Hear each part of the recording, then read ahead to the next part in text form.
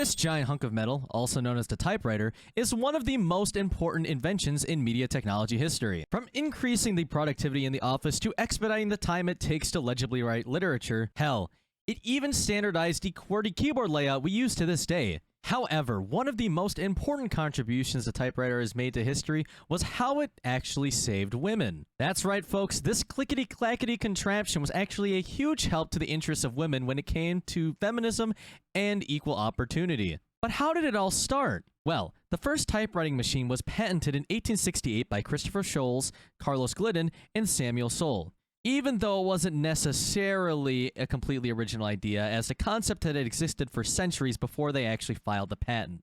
Quick fun fact, the first working typewriting machine that those three built was actually built in Milwaukee, Wisconsin. One of the few times Wisconsin has historical significance outside of Vince Lombardi and cheese. Anyway, back to the history. Sholes eventually took the typewriter to Remington & Sons, a company that, at the time, was known for its firearms, farming equipment, and oddly enough, sewing machines. You see, Remington had the know-how and machinists needed to mass-produce and refine the typewriter. And, in 1873, they released the Remington No. 1, the first real step towards making the typewriter the business staple that it would become. A quick little side note here, the Remington No. 1 demonstration model was actually set on a Remington sewing table, using the foot pedal to reset the carriage. Now here's where we get a bit conspiratorial, which means I'm going to need my aluminum foil hat.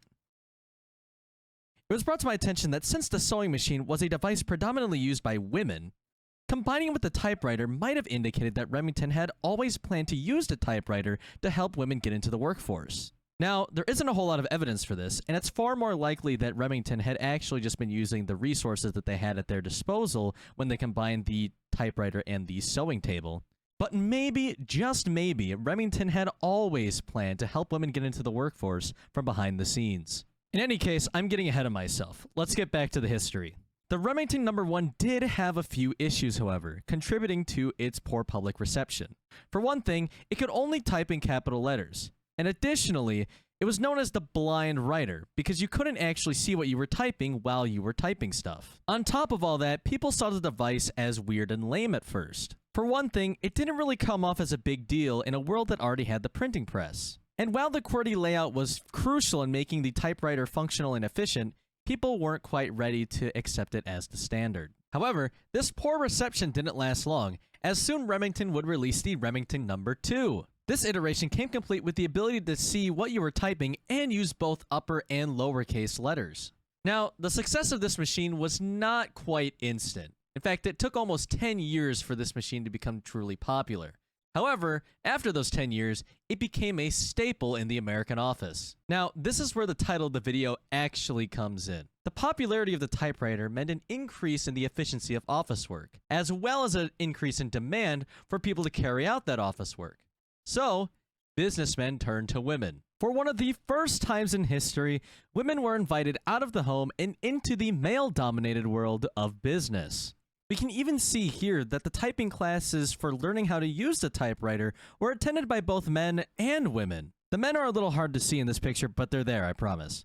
Now, men and women learning how to use a typewriter in the same space might not seem like a big deal now, but back then, this was a huge step towards gender equality. It came to a point where it was actually the cultural norm for women to be at the typewriter. For example, take a look at this Kellogg's Toasted Cornflakes advertisement. On the surface level, this is an ad about two kids who just really want to get their favorite cornflake cereal. But let's ignore all of that and focus on the important stuff, the two kids down below.